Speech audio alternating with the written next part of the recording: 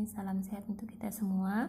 Hari ini Miss mau menerangkan pembelajaran kita yang terakhir pada tema 8, yaitu daerah tempat tinggalku, pada subtema 3, bangga terhadap daerah tempat tinggalku.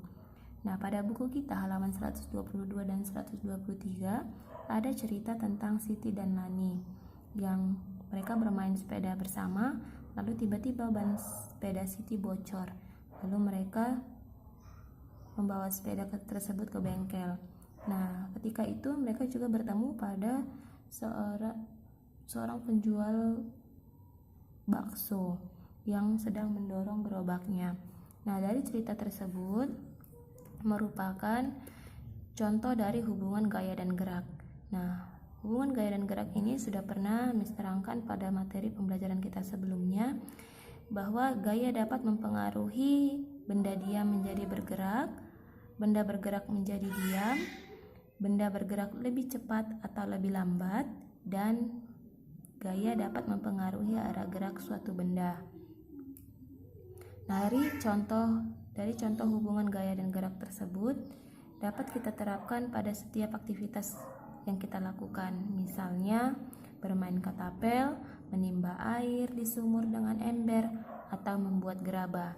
Nah, ketika kita membuat gerabah tersebut merupakan contoh dari karya seni 3 dimensi. Apa sih perbedaan karya seni 3 dimensi dan karya seni 2 dimensi? Karya seni 3 dimensi yaitu karya seni yang memiliki panjang, lebar, dan tinggi serta memiliki volume. Sedangkan karya seni 2 dimensi yaitu karya seni yang hanya memiliki ukuran panjang dan lebar. Nah, dari sini dapat kita ketahui dan kita ingat bahwa perbedaan yang paling signifikan dari karya seni 3 dimensi dan karya seni 2 dimensi yaitu volume. Contoh benda yang termasuk karya seni 3 dimensi yaitu guci, vas bunga, meja, kursi, lampu, dan lemari. Nah, ciri-ciri dari karya seni 3 dimensi yaitu yang pertama mempunyai panjang, lebar, dan tinggi, dapat menikmati keindahannya dari sudut pandang manapun, dan yang terakhir yaitu memiliki volume.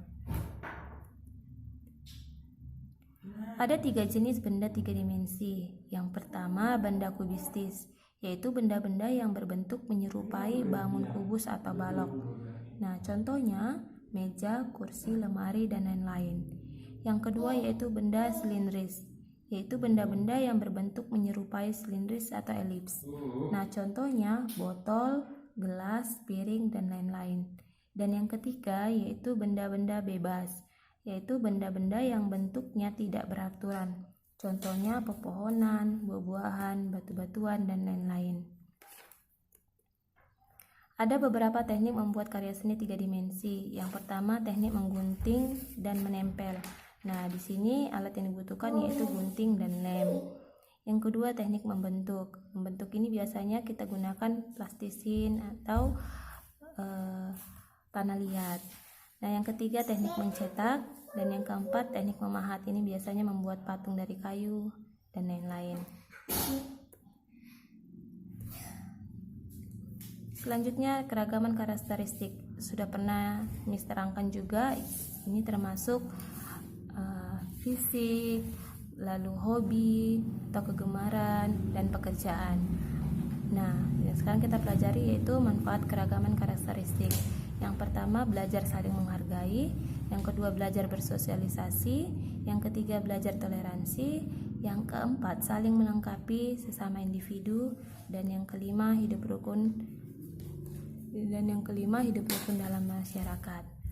Nah, upaya yang dapat kita lakukan terhadap keragaman karakteristik, yang pertama bertutur kata yang ramah dan sopan, baik itu kepada orang yang lebih tua dari kita atau yang seumuran dengan kita, bahkan adik di bawah kita.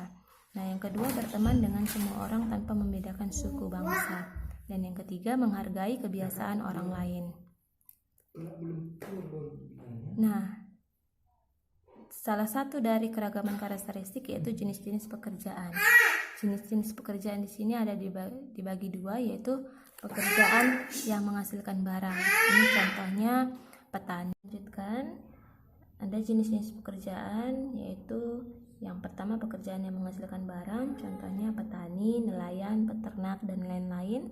Yang kedua ada pekerjaan yang menghasilkan jasa, contohnya guru, dokter, polisi, dan lain-lain. Nah, kita akan mempelajari tentang manfaat keragaman jenis pekerjaan. Yang pertama yaitu menumbuhkan sikap nasionalisme.